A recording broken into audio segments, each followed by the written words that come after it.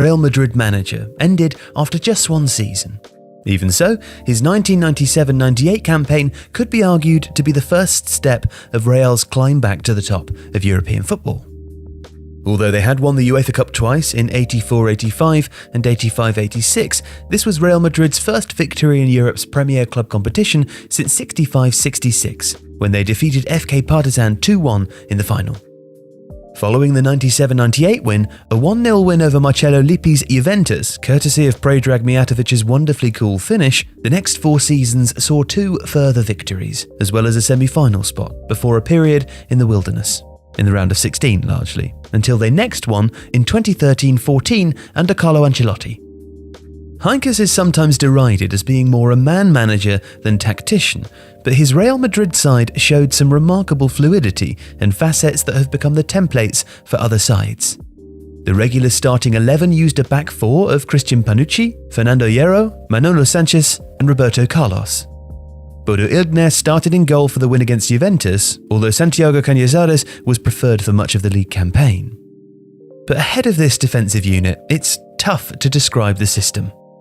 In a defensive mid-block, Real mostly looked like a 4-4-2 with one winger dropping off, but otherwise their formation and possession could resemble a 4-4-2, a 4-3-1-2, a 4-3-3, and at times actually looked like a 4-2-3-1, which was increasingly popular in Spanish football following the influence of Juan Manuel Lixo.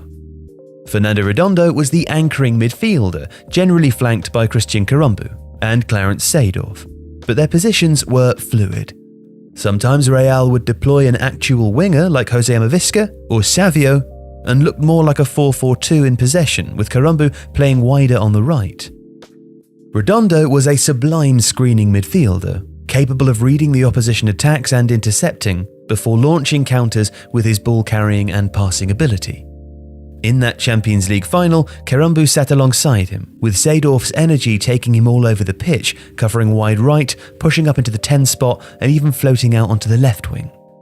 At other times though, it was Seedorf who played more alongside Redondo, with Carambeu pushing forwards, and Real did seem to adapt to their opponents. Carambeu and Seedorf were both hugely energetic, but Carambeu was often picked to go man for man against dangerous opponents, a tasking that would have shackled Seedorf's greater creativity. Ahead of them, Real could field an extraordinary array of talent.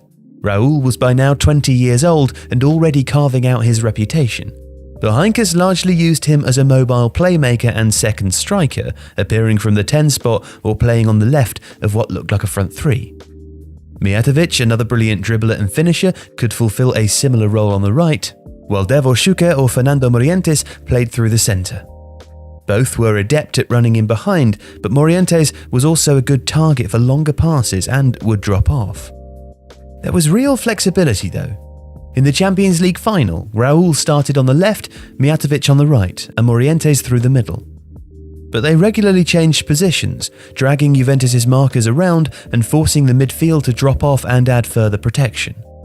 At times, Real's attack would look like a square ahead of the midfield pivot, with 2 forwards trying to pin opposition centre-backs or attack the channels, while another forward and a midfielder would make runs from deep or try to play through balls into the attackers ahead of them. On other occasions, 2 strikers would stay forwards while one would drift centrally between the lines to make a 1-2 shape, particularly if attacks were coming from the wide areas. What was noticeable was that who did this varied. Each player was capable of being the focal point or one of the more mobile drifters, and this made them extremely hard to mark. And how did Real progress the ball to this attacking talent? Well, in Hierro, they possessed a centre-back who could dribble and had a fine long pass, and who would often push forwards into midfield, which allowed another midfielder to push up ahead of the ball before either a shorter vertical pass or a longer ball pumped out wide. Real would also attack the flanks in different ways. In Roberto Carlos, they were equipped with one of the finest left-backs in the game's history.